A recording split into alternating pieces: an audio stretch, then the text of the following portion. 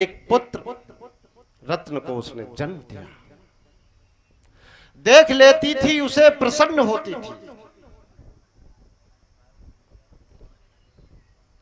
और सूखा करे उसके लिए खुद गीले में सोचती थी। अब मां का एहसास देखिए कहां से शुरू होता है और पिता का एहसास क्या होता है। देख लेती थी उसे प्रसन्न होती थी, सूखा करे उसके लिए स्वयं गीले में सोती थी। सोचती थी मेरा बेटा बड़ा होकर मुझे सुख देगा, मेरा बेटा बड़ा होकर। भावनाओं में भक्ति थी, इरादा सख्त कट्टर था और मां की दुआओं से वो बेटा बना कलेक्टर था। ऐसी पढ़ाई ऐसे संस्कार दिए, ऐसा पाला पोसा पुत्र को कि वो कलेक्टर बन गया। और जब कलेक्टर बन गए फिर क्या था कि रूप का झूला मिला तो झूल बैठा था और मां के सारे दुख वो भूल बैठा था। रूप का झूला मिल गया उसको। कोई ऐसी माया पीछे पड़ गई जो मां बाप से अलग करा देती है। रूप का झूला मिला तो झूल बैठा था और मां बाप के दुख सारे भूल बैठा था। तब तक उधर से पत्नी आ गई। पुत्र जब ड्यूटी करके आया, पत्नी रुवासी। पत्नी कहने लगी, अजी मेरी बहुत कुछ दुर्दशा होली, मेरी इस घर में बहुत दुर्दशा हो चुकी है। शादी हो गई थी, सुंदर सी पत्नी आ गई थी कलेक्टर साहब। 1 महीना घर में रही तो कहने लगी, अजी मेरी बहुत कुछ दुर्दशा होली। पत्नी को रुवासु देखकर मुंह पर गाली थी। आज भी है, पहले भी था, थोड़ा आज भी है। अगर पत्नी ने आंसू डालते तो लाठी समझ लो उठा ली बिना सोचे समझे और गए लड़ गए जाके। पत्नी या नारी भाव है ये कि अपनी कोई भी बात सुनेगी तो पेट में रोक नहीं सकती, वो आपको कहेगी कहेगी। और कभी ये नहीं सोचती कि कौन सा समय है, अभी बाहर से आए हैं, खाना खाने जा रहे हैं तो उस समय न कहें। लेकिन नहीं, कोई तसल्ली नहीं। जैसे ही कहा वैसे ही आपने भोजन छोड़ दिया और लड़ने लगे आप। हुआ क्या कलेक्टर साहब का, पत्नी रुवासी देखकर ओठों पर गाली थी और कलेक्टर साहब ने अपनी मां घर से निकाली थी। बोला, बुढ़िया अब तेरा दिमाग खराब हो चुका है, अब तू यहां से निकल जा। मेरी पत्नी से ऐसे ऐसे बात की, हाँ? और पत्नी का नाम बड़े प्यार से लेते हैं। मां को कहेंगे अम्मा, लेकिन पत्नी का नाम बड़े प्यार से लेते हैं।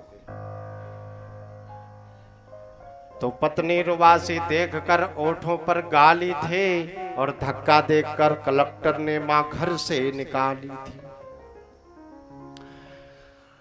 न देह में फुर्ती थी उसके, न देह में दम थी उसके, न फुर्ती थी चाल में, और बेचारी नौकरी करने लगी एक अस्पताल में। कलेक्टर साहब की मां एक अस्पताल में नौकरी करने लगी। विधि का विधान है ये, क्या ये विधि का विधान है। आज आप हो तो कल कोई और होगा। ये बल, ये धन, ये आयु आपके हाथ में नहीं है। अभी सुन लो, 6 महीने बाद याद कर लेना आप मेरे को। ये बल ताकत हो जाती है, ऐसा लगता है कि मेरे बराबर कोई नहीं है और हम किसी को नहीं छोड़ेंगे। एक वक्त ऐसा आ जाएगा कि आप अपने शरीर की दुर्दशा देख तक नहीं सकते। ये बल जाने वाली चीज है, धन जाने वाली चीज है, आयु बीतने वाली चीज है, लेकिन अगर ठहरने वाला कुछ है तो सिर्फ ज्ञान, तप, धर्म। जो हम करते नहीं। विधि का विधान कभी मासा कभी तोला। कलेक्टर साहब पड़े बीमार और पहुंचे उसी अस्पताल में। कलेक्टर साहब इतने बीमार पड़ गए कि उसी अस्पताल में गए जहां उसकी मां नौकरी कर रही थी। कलेक्टर साहब गए, सबने कलेक्टर साहब को जल्दी जल्दी से अपने उनके कमरे में लिटाया। उनका ट्रीटमेंट स्टार्ट हो गया, उनका इलाज शुरू हो गया। डॉक्टर ने जब दुर्दशा देखी तो बाहर निकला और वो अपने कान से जो लगाता है वो निकाल लिया और कहने लगा कि विधि का विधान है कभी मासा कभी तोला। और अस्पताल से बाहर निकलकर डॉक्टर यूं बोला, अब मैं जो कहता हूं बात मेरी मान ले। अब जो कहता हूं मैं और बात मेरी मान ले। और इसको बचा सकता वही जो किडनी का दान दे। जो अपनी किडनी दे सके तो इसे बचा सकता है। तो बोले इनके लिए किडनी कौन देगा? तो इनके घर पे पूछ लो, पत्नी है ना? बोले हाँ, तो पूछ के आओ। पत्नी के पास गए और कहा कि ऐसे ऐसे आपके पति के किडनी नहीं पड़ेगी, आप किडनी दे सकती हैं?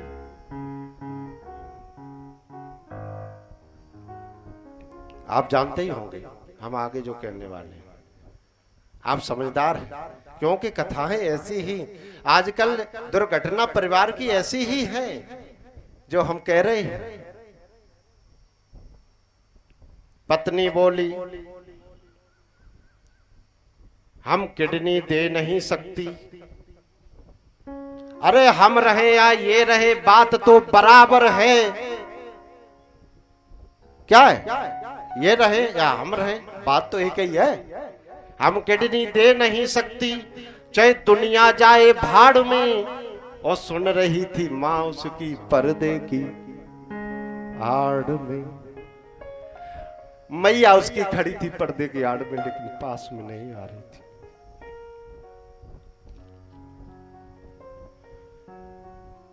दूर से देख रही थी। कितना भी माँ बाप से आप दूर हो जाओ, लेकिन माँ बाप आपसे दूर नहीं होते। डॉक्टर बोला, इसको बचा सकता वही जो किडनी का दान दे। लेकिन पत्नी बोल रही है, हम किडनी दे नहीं सकती, चाहे दुनिया जाए भाड़ में। और सुन रही थी मां उसकी पर्दे की आड़।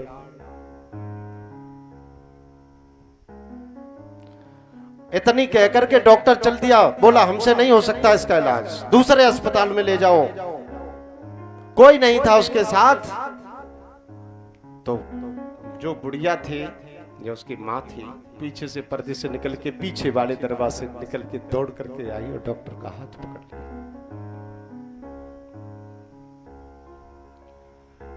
बुढ़िया कहने लगी,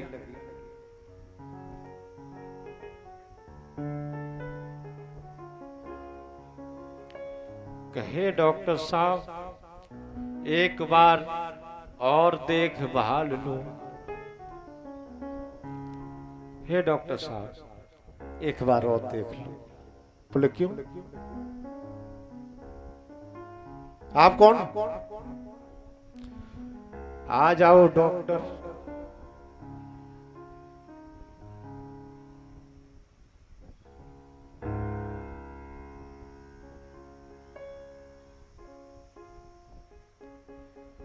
एक बार देखभाल लो।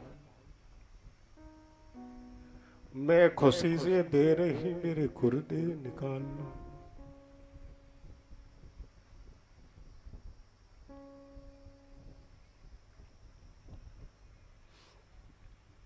आज माँ आंखों में आंसू लिए, डॉक्टर साहब का हाथ पकड़ के खींच के ले जाइए। डॉक्टर बोला,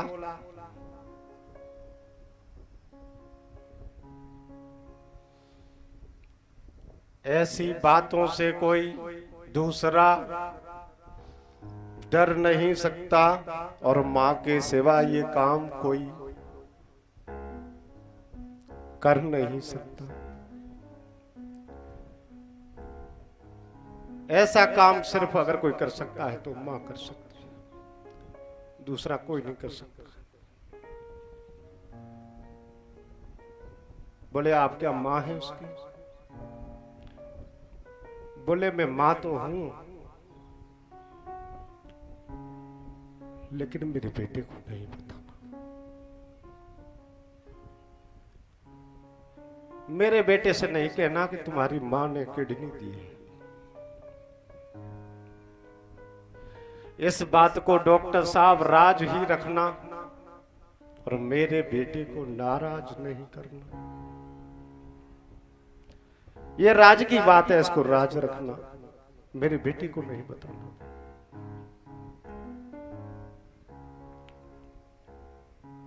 तो मां से उस डॉक्टर ने,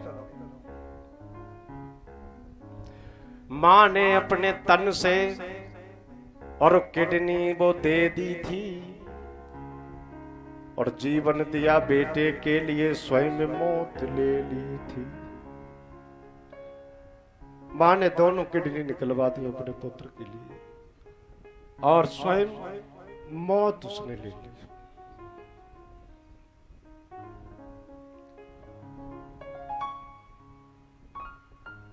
अब इस स्थिति को देख करके क्या नहीं लगता है कि पिता इस परिवार का वो स्वर्गीय खम्भ है और मां की पूजा करो ये साक्षात ब्रह्म है। इसलिए कहना है हम ज्ञानी नहीं, हमको नहीं आते हैं ये श्लोक और ये गीता रामचरितमानस, ये 4 वेद 6 शास्त्र 18 पुराण के ज्ञाता व्यास जी होंगे, लेकिन इतना मैं जरूर जानता हूं कि समाज में जो हो रहा है उसे दूर कैसे किया जा सकता है। जो बुराइयां हैं समाज की उसे हम कैसे दूर कर सकते हैं। एक पुत्र अपने पिता का एहसास कैसे कर सकता है वो हम जरूर जानते हैं कि मां का दिल ना दुखा, ये मां का दिल ना दुखा और ये खुदा की अमानत है मां,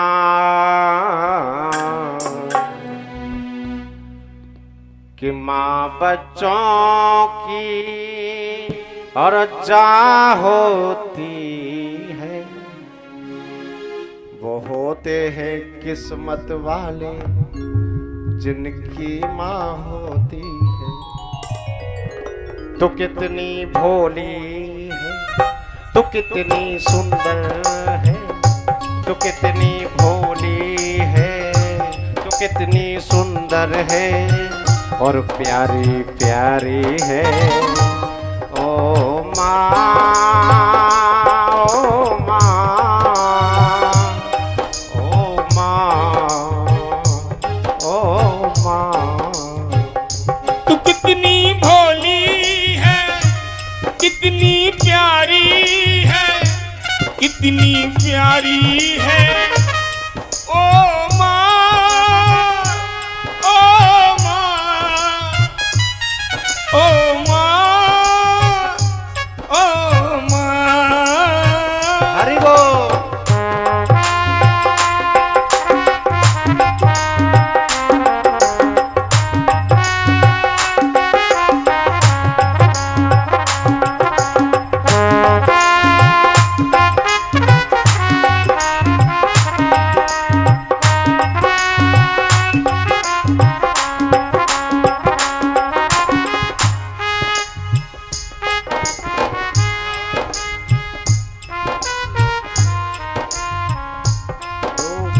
लागे माँ तेरी अखियाँ, माँ तेरी अखियाँ, दुखन लागे माँ तेरी अखियाँ, धुन लागे जागी है माँ तेरी अखियाँ। मेरे लिए जागी है मैया सारी सारी रतियाँ। मेरे लिए जागी है मैया सारी सारी रतियाँ। मेरी निदिया पे तूने निदिया भी मैया बारी है। ओ माँ, ओ माँ, ओ माँ, मेरी माँ। ये हो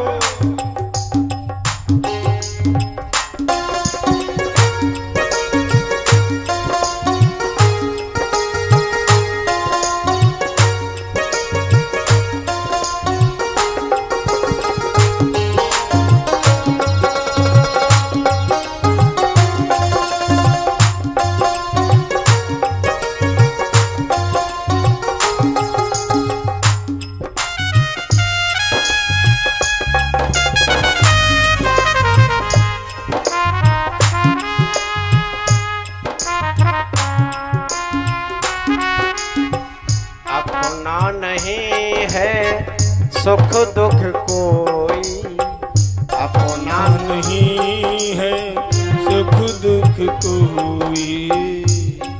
अरे मैं मुस्काया तू मुस्काई, मैं रोया तू रोई। मैं मुस्काया तू मुस्काई, मैं रोया तू रोई। मेरे हंसने पे मेरे रोने पे तो बलिहारी है। ओ माँ, ए माँ, ओ माँ, मेरी माँ। तू कितनी अच्छी है, तू कितनी प्यारी है, प्यारी प्यारी है। ओ माँ, ओ माँ, ओ माँ, ओ माँ। हरि बोल।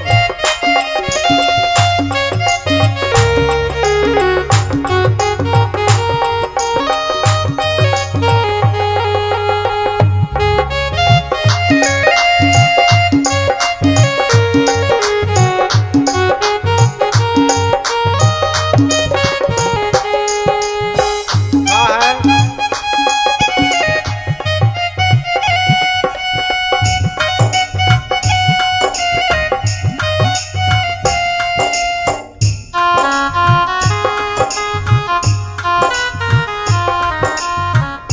माँ बच्चों की जान होती है,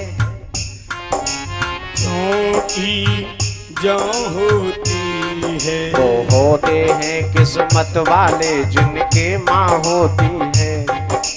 वो होते हैं किस्मत वाले जिनके माँ होती है। कितनी भोली है तो कितनी प्यारी है, तो न्यारी न्यारी है। ओ माँ, ओ माँ, ओ माँ, मोरी माँ। तू कितनी अच्छी है, तू कितनी भोली है, प्यारी प्यारी है। ओ माँ, ओ माँ, ओ माँ, ओ माँ। माँ की दुआ कभी खाली नहीं जाती। हम महत्व नहीं समझते दुआओं का कि माँ की दुआएं कभी खाली नहीं जाती। जय हो। और माँ दुआ दे दे तो प्रभु से भी टाली नहीं जाती। चार चार बच्चों को पालती है एक माँ, चार चार बच्चों को पालती है वो एक माँ, मगर चार बच्चों से एक माँ पाली नहीं जाती। माँ से माखन, माँ से मिश्री, माँ से बनी मलाई है। माँ से माखन, माँ से मिश्री, माँ से बनी मलाई है। जिसने माँ की कदर न की वो बेटा नहीं कसाई है। जिसने माँ की कदर न की वो बेटा नहीं कसाई है। तू कितनी प्यारी है, तू कितनी सुंदर है, प्यारी प्यारी है। ओ माँ, ओ माँ, ओ माँ, ओ माँ।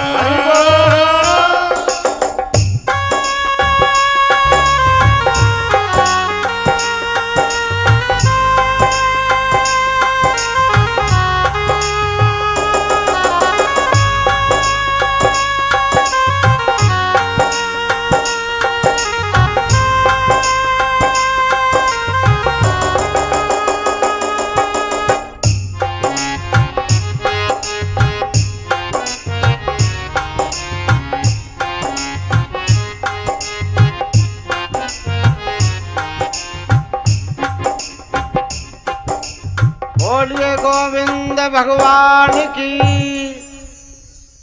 बोल राधे रानी सरकार की। परीक्षित जी कथा समझ में आ रही है पूरी? बस यही सार्थकता है कथा की। हम सिर्फ परीक्षित जी को कथा तो सुने ही रहे परीक्षित जी, लेकिन सभी हमें लग रहे परीक्षित जी की तरह से बड़े ध्यान से सुन रहे हैं, और ये मेरी बहुत बड़ी सफलता है।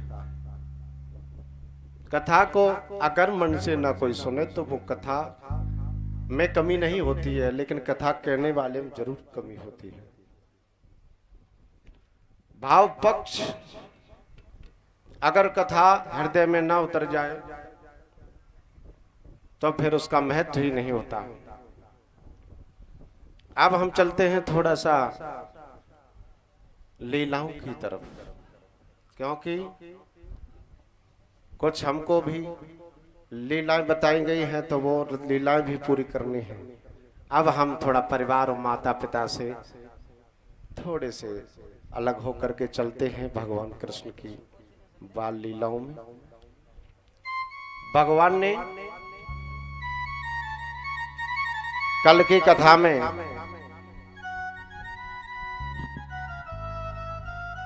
गोवर्धन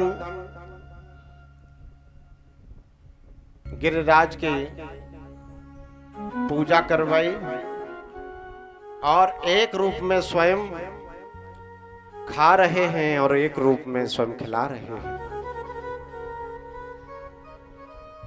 परमात्मा ने गोवर्धन की पूजा, और आज हम अपने घर में ही शर्माते हैं।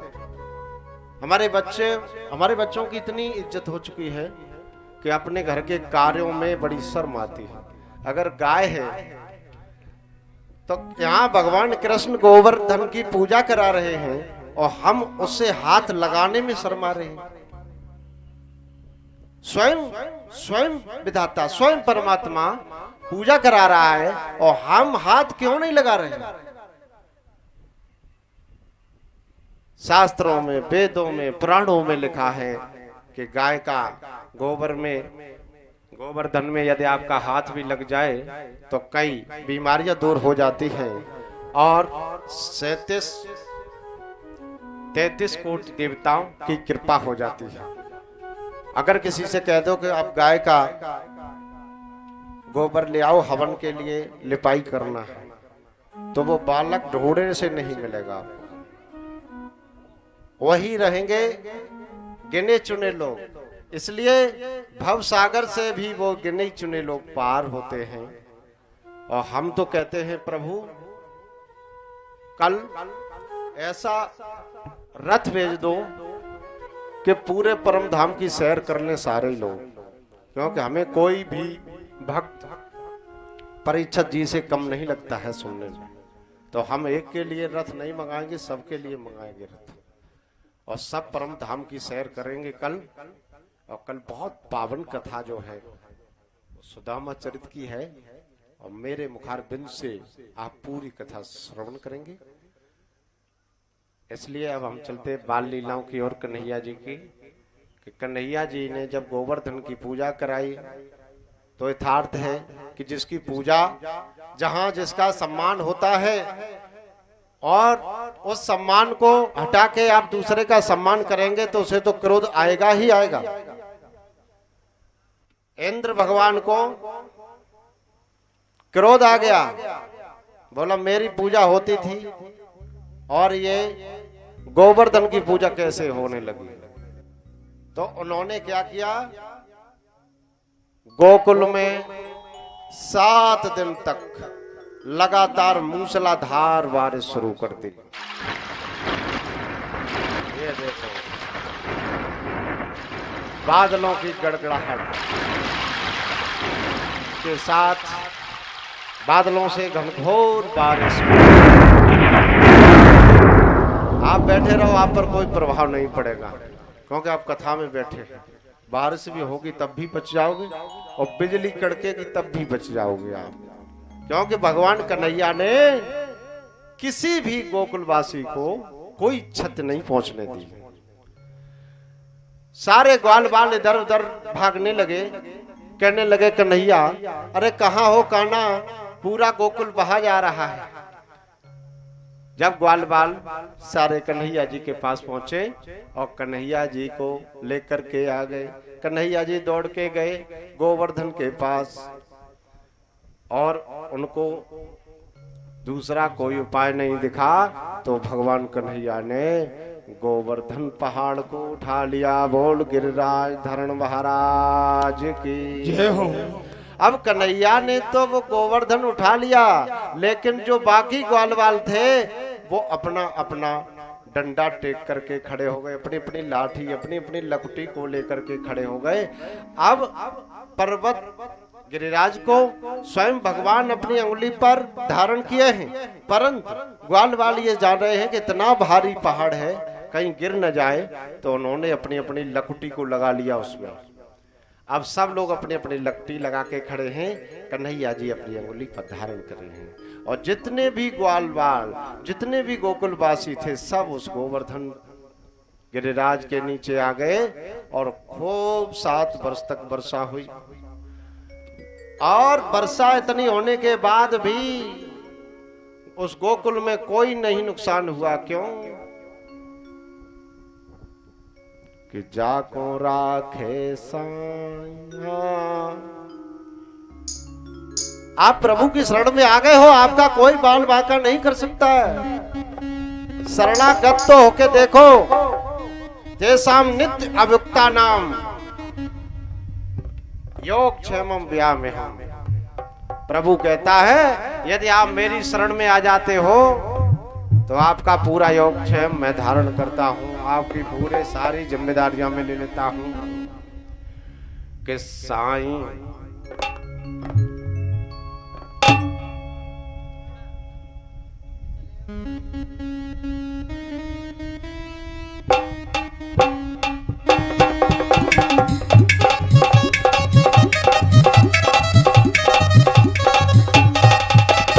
जाको राखे साइया मार सके ना कोई।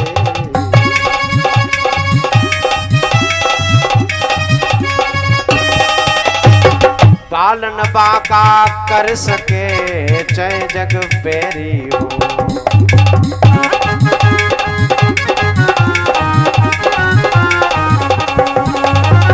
पालन बाका करे सके चाहे जग पेरी हो।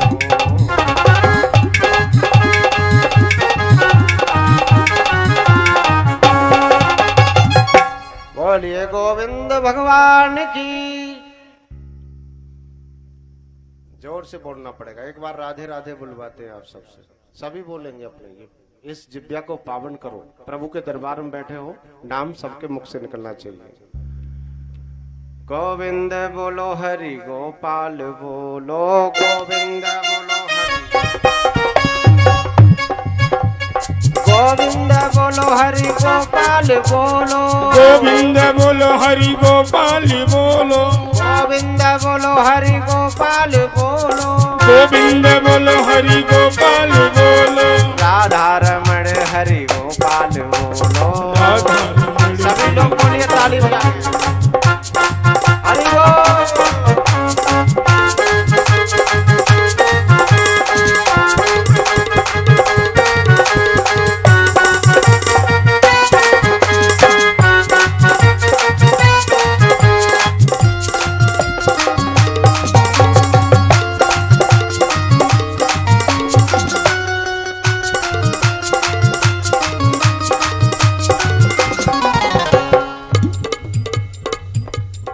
प्रेम से बोलो राधे राधे, सारे बोलो राधे राधे, जोर से बोलो राधे राधे, आगे वाले राधे राधे, पीछे वाले राधे राधे, जोर से बोलो राधे राधे, ये प्यारा नाम है, राधे राधे, ये मीठा नाम है, राधे राधे, ये बिगड़ी बना दे, राधे, ये पार लगा दे, राधे, वो गोवर्धन पे, राधे, वो यमुना तट पे, राधे राधे, और कुंजघट पे, राधे राधे, राधा गली में, राधे राधे, और कुंज गली में, राधे राधे, गोविंद बोलो हरि गोपाल बोलो, गोविंद बोलो, हाँ गोविंद बोलो हरि गोपाल बोलो, गोविंद बोलो हरि गोपाल बोलो, गोविंद बोलो हरि गोपाल बोलो, गोविंद बोलो हरि गोपाल बोलो, गोविंद बोलो हरि गोपाल बोलो, अरे राधा रमण हरि गोपाल बोलो, राधा रमण हरि गोपाल बोलो, प्रेम से बोलो राधे राधे, प्रेम से बोलो राधे राधे, श्याम मिला दे, राधे राधे, श्याम मिला दे, राधे, श्याम मिला दे, राधे, श्याम मिला दे, राधे, श्याम मिला दे, राधे राधे, राधे राधे, राधे राधे, राधे राधे, राधे राधे, राधे राधे, राधे राधे, राधे राधे राधे, राधे राधे, राधे राधे, बोल राधे रानी सरकार की।